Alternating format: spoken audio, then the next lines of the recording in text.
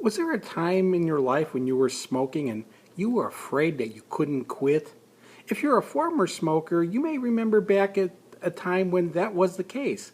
You were sure it was impossible for you to quit smoking. You didn't bother to try for a long time because you knew you couldn't make it. Well, if you're a former smoker now, you realize that was an erroneous assumption. You were able to quit. At that point in time, when you made the statement, you may have believed it, but in retrospect, you know from experience now, you were able to quit smoking.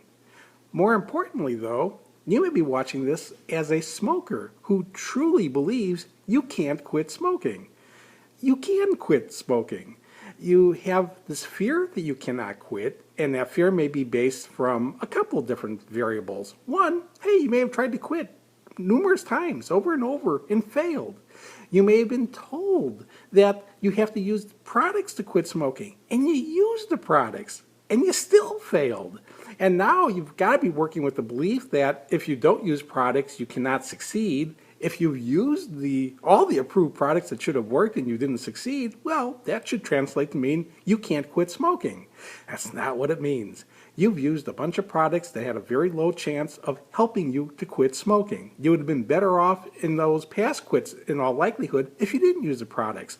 But now you can do something different. And that different thing is really understanding what you are fighting. You're fighting drug addiction.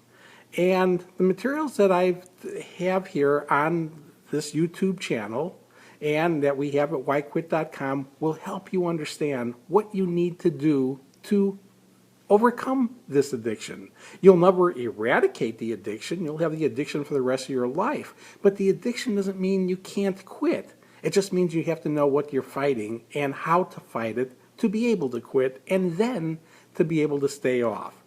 I will attach numerous videos into the description of this particular video. Some that I really want to point out, one titled, I Can't Quit or I Won't Quit, because that is such an important distinction to understand why previous quits failed. It wasn't that you couldn't do it, it's that at that point in time you wouldn't do it, or again, as I said before, you didn't understand. But that video will explain a lot about how people who thought it was impossible for them to ever stop are able to stop smoking. Another one is I have a video on heart and circulatory diseases, and in there I talk about one particular woman with a condition called Berger's disease.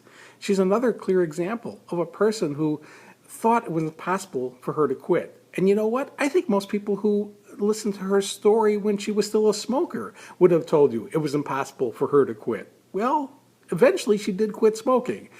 But there's lots of people like this that at one point thought it was impossible, there was no way they could do it, and they went on to do it. You could be just like them. You can quit smoking if you understand what you need to do. And when it really comes down to it, what you need to do to quit is to just simply stop smoking, to stop delivering nicotine in all forms.